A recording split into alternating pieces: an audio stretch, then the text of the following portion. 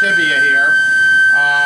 There are these capped pipes, and then these high pipes are the pipes that give the thing its most characteristic sound. Some purists will say that it shouldn't be on a Robert Morton style chest, but it works for me, so I'm happy. Next.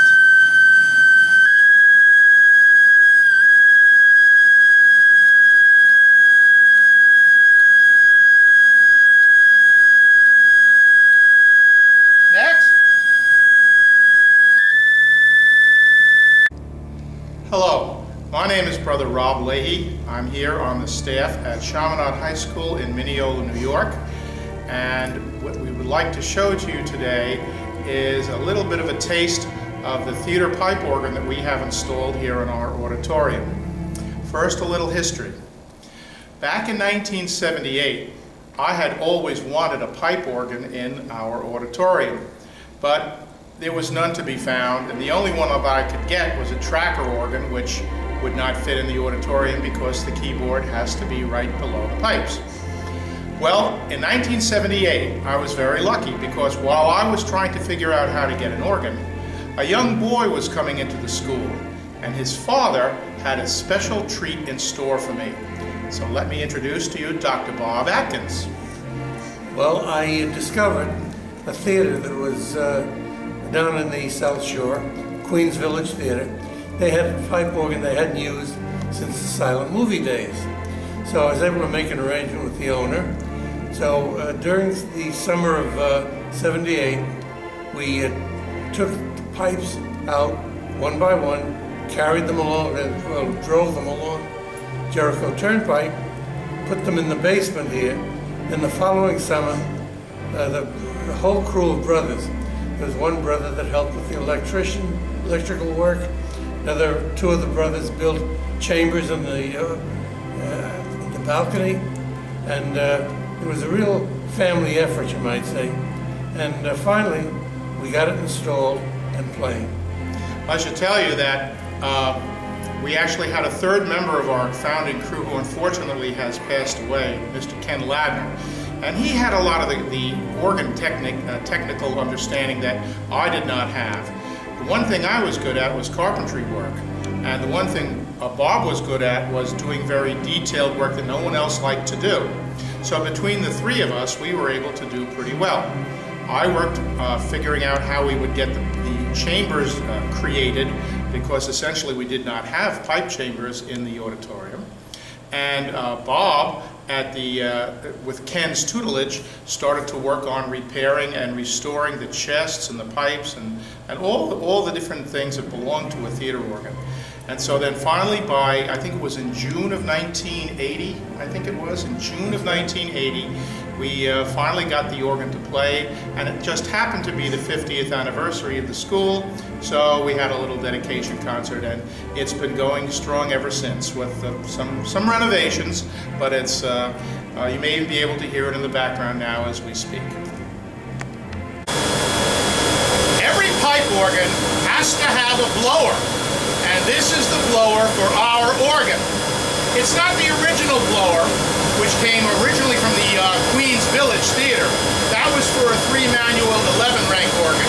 But when we expanded the organ, we also found a 15-horsepower blower in the theater that we got the Morton console out of. And so here it is, it's been working like a top right from the beginning. All we do is grease it up and put a bucket of water by the valve and the opening valve, and the thing works like a charm. You could balance a coin on it if you wanted to. The original organ had an Austin relay because it was an Austin theater organ, but it could not be unified. So we decided to buy a Peterson diode matrix relay, which was, at the time, the best thing to get. So it's actually very easy to repair. All you have to do is swap out boards, and it works very, very nicely. We've had very little difficulty with it over the years.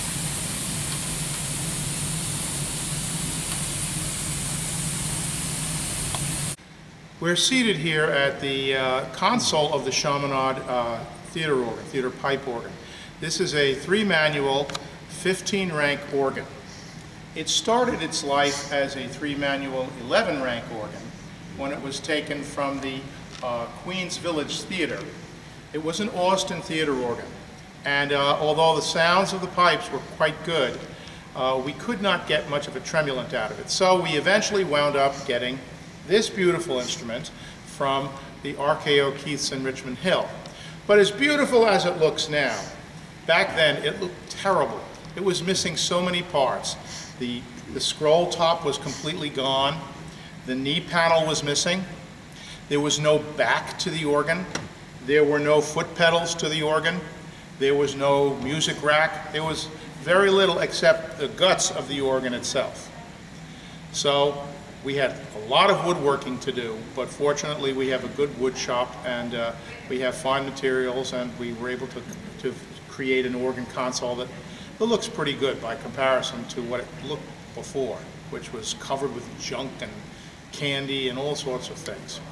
Now, in most theaters, the pipe chambers are on either side of the auditorium stage. And of course, we're facing the auditorium stage right now, so that anyone who's accompanying a silent film just has to look to the left and he can see the screen. But we just did not have the space up in the proscenium, to the right and the left of the proscenium. The area behind those flags is actually quite small.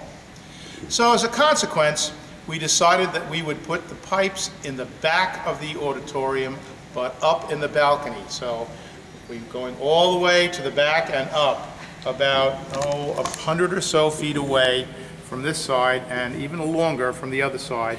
And that's where the chambers are right now.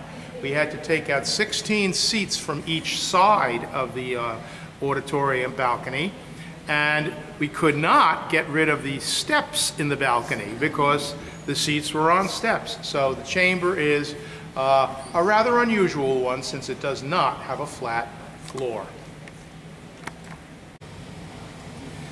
Most organ chambers, you have to climb a rather tall ladder that's somewhat precarious to get up into the chambers. But because these chambers are in the balcony, all you have to do is go to the school's balcony and open the door.